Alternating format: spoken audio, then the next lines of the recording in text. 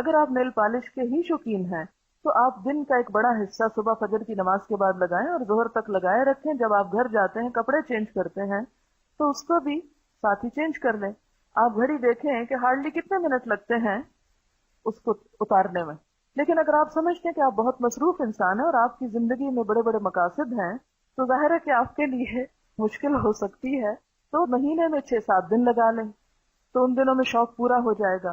اور جو لوگ اللہ کی خاطر کوئی چیز چھوڑ دیتے ہیں، قربانی کرتے ہیں، تو اللہ تعالیٰ ان کو اس کی بہترین جزا دے گا. ٹھیک ہے، تو یہ جواب ہوتا ہے عموماً میرا نیل پالش کے جواب میں. کبھی میں نے ایک سینٹنس میں اس کو حلال حرام نہیں کیا. ٹھیک ہے. وضو کے بعد نیل پالش لگا کر نماز پڑھی جا سکتی، یہ درست ہے یا نہیں؟ اگر وضو باقی ہے تو پڑھ لیں، اور اگر وضو ٹوٹ گیا ہے تو پھر آپ دوبارہ وضو کرنے کے لیے اسی نیل پالش سے کام نہیں چلا سکتے. بہت سے لوگ یہ کہتے ہیں کہ جیسے وضو کر کے ساکس پہن لیتے ہیں اور اس کے اوپر مسا ہوتا رہتا ہے تو ایک دفعہ وضو کر کے 24 آور نیل پالش پہ مسا ہوتا رہے. تو یہ بات درست نہیں ہے. وہ چیز حضور صلی اللہ علیہ وسلم سے ثابت ہے، یہ ثابت نہیں ہے. دین کو ہم اپنی عقل کے ساتھ انٹرپریٹ نہیں کر سکتے. کہ اسلام کوئی نیل پالش کا دشمن نہیں ہے.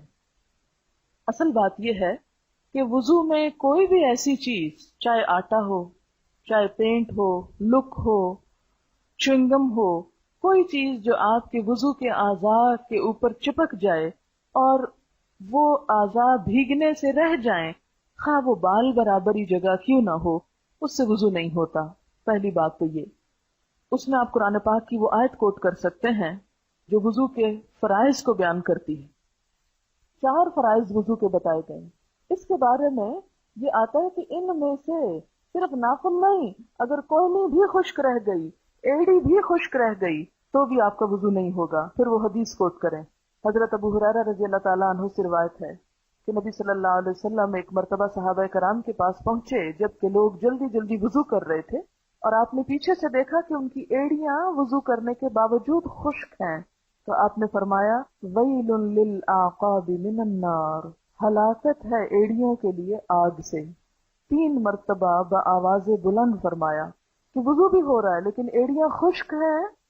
اور دیکھیں کہ ایک اچھا فقیہ جو ہوتا ہے نا، یا مفتی جو فتویٰ دینے والا ہوتا ہے، وہ ایک بات کے ذریعے اور بہت سی باتیں سکھا جاتا ہے کہ وہ لوگ بھی سن لیں جو وضو میں بے احتیاطی کرتے ہیں. جلدی جلدی وضو کریں گے، آدھی آدھی بازو دھوئیں گے، پیچھے سے کونیاں خشک ہوں گی، ایڑیاں خشک ہوں گی، منہ پہ پانی کے چھینٹے ایسے مار دیں گے جس سے یہ چن یہ سارا کچھ رہ جائے گا. یہ بال آگے آئے ہوئے ہیں تو اس کی بھی پرواہ نہیں. جب آپ دھوئیں تو اچھی طرح مل مل کر دھوئیں تاکہ کوئی حصہ بھی بال برابر بھی خشک نہ رہ جائے، کیونکہ خشک رہنے سے وضو نہیں ہوگا. تو آپ صلی اللہ علیہ وسلم نے ایڑیوں کے خشک رہنے سے ہلاکت کی بات کی، تو چھوٹی سی بات نہیں. دوسری بات یہ ہو گئی. پھر یہ ہے کہ صرف نیل پالش نہیں، ہر ایک چیز کے بارے میں خیال رکھیں. حتیٰ کہ اگر رنگ پہنی ہے تو اس کو بھی پھیر لیں، کانوں میں کوئی چیز پہنی ہے تو اس کو بھی گھما لیں.